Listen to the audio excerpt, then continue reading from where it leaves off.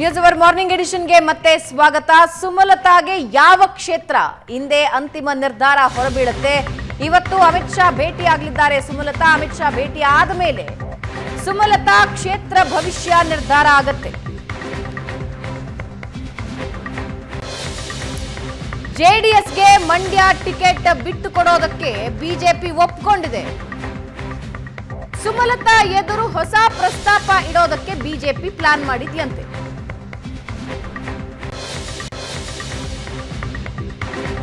ಮೂರು ಕ್ಷೇತ್ರಗಳ ಹೆಸರು ಕುಮಾರಸ್ವಾಮಿ ಘೋಷಣೆ ಮಾಡಿದ್ದಾರೆ. ಹಾಸನ, ಮಂಡ್ಯ, ಕೋಲಾರ ಜೆಡಿಎಸ್ ಸ್ಪರ್ಧೆ ಮಾಡುತ್ತೆ ಎಂದಿದ್ದಾರೆ.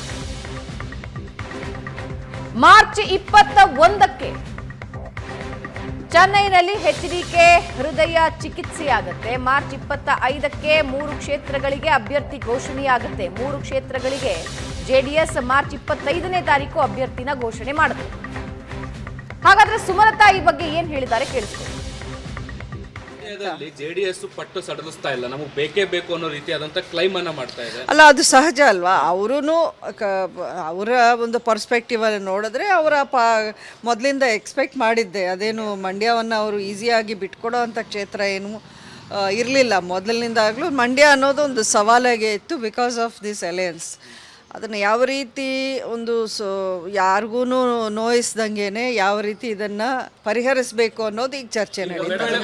ಒಂದು ವೇಳೆ ಈಗ ಜೆಡಿಎಸ್ ಮತ್ತು ಬಿಜೆಪಿ ಮೈತ್ರಿ ಆಗಿರುವಂತಹ ಕಾರಣಕ್ಕಾಗಿ ಈಗಾಗಲೇ ಏನಂದ್ರೆ ಕುಮಾರಸ್ವಾಮಿ ಅವರು ಸಹಿತ ಮೊನ್ನೆ ಸಭೆಯನ್ನ ಮಾಡಿ 23ನೇ ತಾರೀಕಿನ ಅಧಿಕೃತವಾಗಿ ಘೋಷಣೆ ಮಾಡ್ತೀವಿ ಯಾರು ಅಭ್ಯರ್ಥಿ ಅನ್ನುವಂಥ 25ಕ್ಕೆ ಅಂತ ಹೇಳಿದೆ ಅಧಿಕೃತವಾಗಿ ಘೋಷಣೆ ಮಾಡ್ತೀವಿ ಅಂದಿದ್ದಾರೆ. ಒಂದು ವೇಳೆ ಆ ರೀತಿ ಏನಾದರೂ ಘೋಷಣೆ ಮಾಡಿದ್ರೆ ಸುಮಲತಾ ಅವರ ನಡೆ ಅವರಿಗೆ ಬೆಂಬಲವಾಗಿ ನಿಂತ್ಕೊಳ್ತೀರಾ? ಯಾಕಂದ್ರೆ ನಿಮ್ಮ ಪಕ್ಷವೇ ಅವ್ರ ಜೊತೆ ನಿಂತ್ಕೊಂಡಿರುವಂತಹ ಕಾರಣಕ್ಕೆ ಬೆಂಬಲವಾಗಿ ನಿಂತ್ಕೊಳ್ತೀರಾ ಅಥವಾ ನಿಮ್ಮ ನಡೆ ಏನಿರುತ್ತೆ ಅಂತ? ಅಲ್ಲ, ಖಂಡಿತ ಈಗ ಪಕ್ಷದ ಜೊತೆಲಿ ಇದು ಈ ರೀತಿಯ ಒಂದು ಚರ್ಚೆ ಫಸ್ಟ್ ಟೈಮ್ ನಾನು ಮಾಡಿದ್ದು ಇವತ್ತೇನೆ. ಅದೂ ಹೈಕಮಾಂಡಿಂದ ನನಗೆ ಕರೆ ಬಂದಿದ್ದಕ್ಕೆ ನಾನು ಇವತ್ತು ಇಲ್ಲಿಗೆ ಬಂದಿರೋದು. ಮುಂದಿನ ದಿನಗಳಲ್ಲಿ ಪಕ್ಷ ನನ್ನನ್ನು ಯಾವ ರೀತಿ ಡೈರೆಕ್ಟ್ ಮಾಡ್ತಾರೆ ಅನ್ನೋದನ್ನು ನಾನು ಕಾದು ನೋಡಬೇಕಾಗತ್ತೆ. ಅದಕ್ಕಿಂತ ಮೊದಲನೇದಾಗಿ ನಾನು ನಾಳೆ ವಾಪಸ್ಸು ಹೋಗ್ತೀನಿ ಮಂಡ್ಯಗೆ. ಅಷ್ಟರೊಳಗೆ ಪಕ್ಷವನ್ನು ಎಲ್ಲ ಅಧಿಕೃತವಾಗಿ ನಿರ್ಧಾರವನ್ನು ಅನೌನ್ಸ್ ಮಾಡ್ತಾರೆ ಅಂದ್ಕೊಂಡಿದ್ದೀನಿ. ಅನೌನ್ಸಿಂಗ್ ಆದಮೇಲೆ ನಾನು ಮಂಡ್ಯಕ್ಕೆ ಹೋಗಿ ಮೊದಲನೇದಾಗಿ ನನ್ನ ಸಪೋರ್ಟ್ಸ್ನ ಮೀಟ್ ಮಾಡಲೇಬೇಕಾಗತ್ತೆ. ಪ್ರಶಾಂತ್, ಮಂಡ್ಯ ಕ್ಷೇತ್ರದ ವಿಷಯ ಅಂತಿಮ ಘಟ್ಟದಲ್ಲಿದೆ ಅಂತ ಅನ್ನಿಸ್ತಾ ಇದೆ. ಸುಮಲತಾ ಅವರು ಮಾತನಾಡ್ತಾ ಇರೋದು ನೋಡಿದ್ರೆ, ಆ್ಯಂಡ್ ಸುಮಲತಾ ಅವರು ಮೊದಲು ಮಾತಾಡ್ತಾ ಇದ್ದಿದ್ದಕ್ಕೂ ಈಗ ಮಾತಾಡ್ತಾ ಇರೋದಕ್ಕೂ ಬಹಳಷ್ಟು ವ್ಯತ್ಯಾಸ ಇದೆ.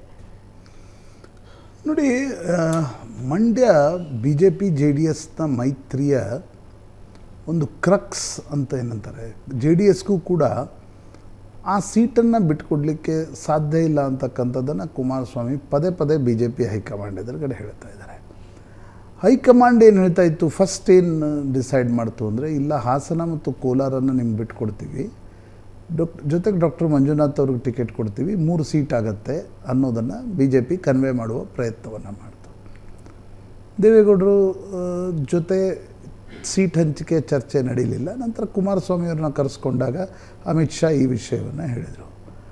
ಆಗ ಅಂದರೆ ಇದು ರಾಜ್ಯಸಭಾ ಚುನಾವಣೆ ಸಂದರ್ಭದಲ್ಲೇ ಆಗ ಕುಮಾರಸ್ವಾಮಿ ಅಮಿತ್ ಶಾ ಅವ್ರಿಗೆ ಹೇಳಿ ಬಂದರು, ನೋಡಿ ಜೆ ಡಿ ಎಸ್ ಮಂಡ್ಯವನ್ನು ಸ್ಪರ್ಧಿಸದೆ ಹಾಸನ ಮತ್ತು ಕೋಲಾರ, ಒಂದು ಪ್ರಜ್ವಲ್ ರೇವಣ್ಣ ಇರುವ ಕ್ಷೇತ್ರ, ಇನ್ನೊಂದು ಮೀಸಲು ಕ್ಷೇತ್ರವನ್ನು ಒಪ್ಕೊಂಡ್ರೆ ನಮ್ಮ ಕಾರ್ಯಕರ್ತರು ಪ್ರಶ್ನೆ ಕೇಳ್ತಾರೆ. ಆಮೇಲೆ ನಮಗೂ ಕೂಡ ಈ ಪ್ರಶ್ನೆ ಇದೆ, ಮಂಡ್ಯ ಬಿಟ್ಕೊಟ್ಟು ಯಾಕೆ ನಾವು ಮೈತ್ರಿಯನ್ನು ಮಾಡ್ಕೊಳ್ಬೇಕು ಅಂತಕ್ಕಂಥ ಒಂದು ಪ್ರಶ್ನೆ ಬರುತ್ತೆ. ಹೀಗಾಗಿ ಮಂಡ್ಯವನ್ನು ನಾವು ಯಾವುದೇ ಕಾರಣಕ್ಕೂ ಬಿಟ್ಕೊಡ್ಲಿಕ್ಕೆ ಸಾಧ್ಯ ಇಲ್ಲ. ಮಂಡ್ಯ ಬರೀ ಹಾಸನ ಎರಡೇ ಸ್ಪರ್ಧಿಸೋದಾಗಿದ್ದರೆ ಕೊನೆಗೆ ಬಿ ಜೆ ಪಿ ಹೇಳ್ತು, ಸರಿ ಮಂಡ್ಯ ಹಾಸನ ತೆಗೆದುಕೊಳ್ಳಿ, ಕೋಲಾರ ಬಿಟ್ಕೊಡಿ ಅಂತ. ಆಗ ಕುಮಾರಸ್ವಾಮಿ ಹೇಳಿದರು, ಮಂಡ್ಯ ಮತ್ತು ಹಾಸನ ಎರಡೇ ನಾವು ಸ್ಪರ್ಧೆ ಮಾಡೋದಾಗಿದ್ದರೆ ನಮಗೇನು ಬಿ ಜೆ ಪಿಯ ಅವಶ್ಯಕತೆ ಇಲ್ಲ, ನಮ್ಮ ವೋಟ್ಗಳಲ್ಲಿವೆ, ನಾವು ಹಿಂದೆ ಕೂಡ ಆ ಕ್ಷೇತ್ರಗಳನ್ನು ಅನೇಕ ಬಾರಿ ಗೆದ್ದಿದ್ದೀವಿ, ಉಳಿದ ಕ್ಷೇತ್ರಗಳಲ್ಲಿ ನಿಮ್ಗೆ ಲಾಭ ಆಗುತ್ತೆ ಅನ್ನುವ ಕಾರಣಕ್ಕೋಸ್ಕರ ಈಗ ನಿಮ್ಮ ಮಂಡ್ಯ ಹಾಸನದಲ್ಲಿ ಬಿ ಜೆ ಪಿಯ ಕಾರಣದಿಂದ ಜೆ ಡಿ ಎಸ್ ಗೆಲ್ಲಬೇಕು ಅಂತಕ್ಕಂಥದ್ದೇನಿಲ್ಲ. ಆದರೆ ಚಿಕ್ಕಬಳ್ಳಾಪುರ ಇರ್ಬೋದು, ಕೋಲಾರ ಇರ್ಬೋದು, ಬೆಂಗಳೂರು ನಾರ್ತ್ ಇರ್ಬೋದು, ಈ ಕ್ಷೇತ್ರಗಳಲ್ಲಿ ನಾವು ಮೈಸೂರು ಇರ್ಬೋದು, ನಾವು ನಿಮ್ಗೆ ಸಹಾಯ ಮಾಡ್ತಾಯಿದ್ದೀವಿ. ಹೀಗಾಗಿ ಅದಕ್ಕೆ ಕುಮಾರಸ್ವಾಮಿ ಪದೇ ಪದೇ ಹೊರಗಡೆ ಬಂದು ಹೇಳಿದರು, ಗೆಲ್ಲಿಸುವ ಶಕ್ತಿ ನನಗೆ ಕಡಿಮೆ ಇರ್ಬೋದು, ಆದರೆ ಸೋಲಿಸುವ ಶಕ್ತಿ ನನಗಿದೆ ಅಂತಕ್ಕಂಥ. ಟ್ರ್ಯಾಂಗ್ಯುಲರ್ ಫೈಟ್ ಆದ ತಕ್ಷಣ ಅದು ಲಾಭ ಕಾಂಗ್ರೆಸ್ಗಾಗತ್ತೆ ಅನ್ನೋದು ಬಿ ಜೆ ಪಿಯು ಅದೇ ಮಾತನ್ನು ಜೆ ಡಿ ಎಸ್ಗೆ ಹೇಳ್ತಾ ಇದೆ, ಜೆ ಡಿ ಎಸ್ ಕೂಡ ಅದೇ ಮಾತನ್ನು ಬಿ ಜೆ ಪಿಗೆ ಹೇಳ್ತಾ ಇದೆ. ಹೀಗಾಗಿ ಈಗ ಮಂಡ್ಯ ಯಾರಿಗೆ ಅನ್ನುವ ಪ್ರಶ್ನೆ ಬಂದಾಗ ಸರಿ ಕುಮಾರಸ್ವಾಮಿ ಪಟ್ಟು ಹಿಡಿದ್ರು. ಹೀಗಾಗಿ ಬಿ ಜೆ ಪಿ ಈಗ ಸುಮಲತಾ ಅವ್ರನ್ನ ಕರೆಸ್ಕೊಂಡಿದೆ. ಒಂದು ವೇಳೆ ಮಂಡ್ಯವನ್ನು ನಾವು ಜೆ ಡಿ ಎಸ್ಗೆ ಬಿಟ್ಕೊಡೋದಾದಲ್ಲಿ ನೀವು ಚಿಕ್ಕಬಳ್ಳಾಪುರಕ್ಕೆ ಹೋಗ್ತೀರಾ, ನೀವು ಬೇರೆ ಮೊದಲು ಕೇಳ್ತು ಮೈಸೂರಿಗೆ ಹೋಗ್ತೀರಾ ಅಂತ. ಯಾವಾಗ ಪ್ರತಾಪ್ ಸಿಂಹದು ಕೊಡೋಲ್ಲ ಅನ್ನೋದು ನಿರ್ಧಾರ ಆಗಿತ್ತು, ಬಹಿರಂಗಗೊಂಡಿರಲಿಲ್ಲ, ಯದುವೀರ್ ಹೆಸರು ಬಂದಿರಲಿಲ್ಲ.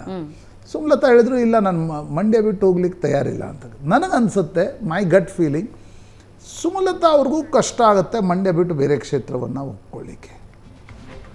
ಯಾಕಂದರೆ ಅದಕ್ಕೊಂದು ಅಂಬರೀಷ್ ಅವರ ಒಂದು ಟಚ್ ಇದೆ. ಸುಮಲತಾ ಏನೋ ನಟಿಯಾಗಿ ಯಾವುದೋ ಒಂದು ಕ್ಷೇತ್ರ ಆಯ್ಕೆ ಮಾಡ್ಕೋಬೇಕು ಅಂತ ಮಂಡ್ಯಕ್ಕೆ ಬಂದವರಲ್ಲ. ಮಂಡ್ಯಕ್ಕೂ ಮತ್ತು ಅಂಬರೀಷ್ಗೂ ಒಂದು ಬಿಟ್ಟಿರಲಾರದ ನಂಟು ಇದೆ. ಆ ನಂಟಿಗೋಸ್ಕರವೇ ಸುಮಲತಾ ಬಂದಾಗ ರೇವಣ್ಣ ಅವರನ್ನು ಛೇಡಿಸಿದ್ರಿಂದ ಜನ ಸಿಟ್ಟಿಗೆದ್ದು ಸುಮಲತಾ ಅವರನ್ನು ಆಯ್ಕೆ ಮಾಡಿದರು. ಒಂದು ನನಗನ್ಸುತ್ತೆ ಬಿ ಜೆ ಪಿ ಹೈಕಮಾಂಡ್ ಕೂಡ ಒಂದು ತಪ್ಪು ಹೆಜ್ಜೆ ಏನು ಅಂತಂದರೆ, ಇಲ್ಲಿಯವರೆಗೆ ಬಿ ಜೆ ಪಿ ನಿಮ್ಮ ಜೆ ಡಿ ಎಸ್ ಮೈತ್ರಿ ಆಗಿದೆ, ಸರಿಯಪ್ಪ ಕರ್ನಾಟಕದ ನಾಯಕರನ್ನು ಕರೀರಿ, ಜೆ ಡಿ ಎಸ್ ನಾಯಕರನ್ನು ಕರೀರಿ, ಆಮ್ನೆ ಸಾಮ್ನೆ ನೀವು ಫೆಸಿಲಿಟೇಟ್ ಮಾಡಿ ಕೂತ್ಕೊಂಡು ಮಾತಾಡಿಸಿ, ಅದು ಮಾಡಿಲ್ಲ.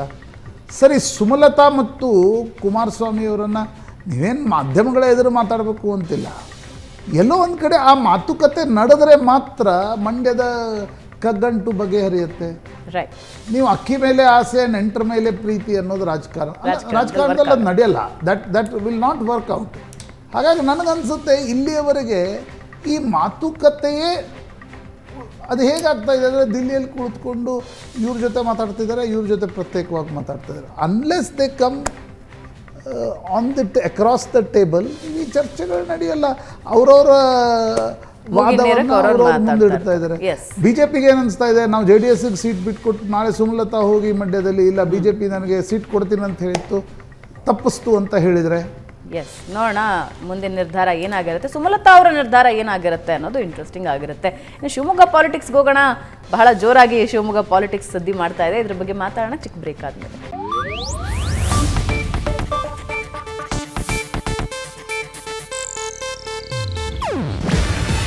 ಇದು ಏಷ್ಯಾನೆಟ್ ನ್ಯೂಸ್ ನೆಟ್ವರ್ಕ್ ಪ್ರಸ್ತುತಿ.